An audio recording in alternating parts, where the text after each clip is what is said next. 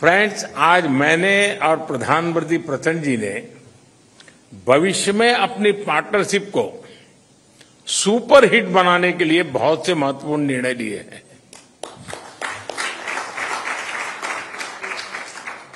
आज transit agreement संपन्न किया गया है।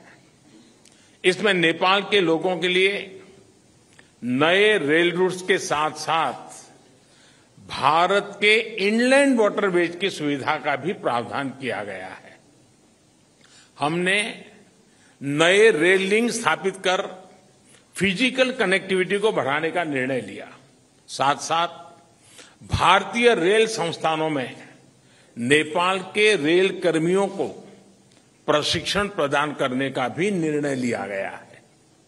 नेपाल के सुदूर पश्चिमी क्षेत्र से कनेक्टिविटी को बढ़ावा देने के लिए सिरसा और झूलाघाट में 2 और पुल बनाए जाएंगे। क्रॉस बॉर्डर डिजिटल पेमेंट के लिए उसके माध्यम से फाइनेंशियल कनेक्टिविटी में उठाए गए कदमों का हम स्वागत करते हैं।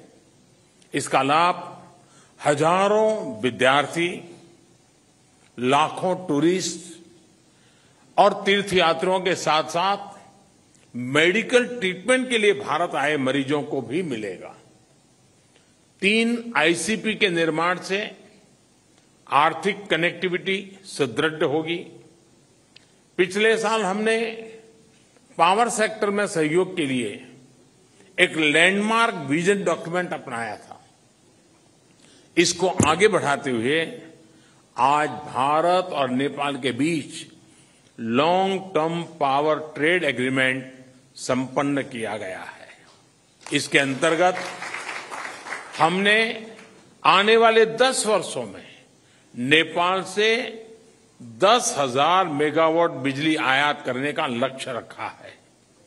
फुकोट, कर्णाली और लोअर अरुण हाइड्रो इलेक्ट्रिक परियोजनाओं पर हुए समझौते से विद्युत क्षेत्र में सहयोग को और बल मिला है। मोतीहारी अमलेखगंज पेट्रोलियम पाइपलाइन के सकारात्मक प्रभाव को देखते हुए इस पाइपलाइन को चितवन तक ले जाने का निर्णय लिया गया है। इसके अलावा सिलीगुड़ी से पूर्वी नेपाल में झापा तक एक और नई पाइपलाइन भी बनाई जाएगी। साथ साथ चितवन और झापा में नए स्टोरेज टर्मिनल भी लगाए जाएंगे। नेपाल में एक फर्टिलाइजर प्लांट स्थापित करने के लिए आपसी सहयोग पर भी हमारी सहमति हुई है। फ्रेंड्स, भारत और नेपाल के धार्मिक और सांस्कृतिक संबंध बहुत पुराने हैं और बहुत मजबूत है। पिछले 9 सालों में हमने अनेक क्षेत्रों में कई उपलब्धियां हासिल की हैं। बीरगंज में नेपाल की पहली आईसीपी बनाई गई। भारत नेपाल के बीच हमारे क्षेत्र की पहली क्रॉस बॉर्डर पेट्रोलियम पाइपलाइन बनाई गई।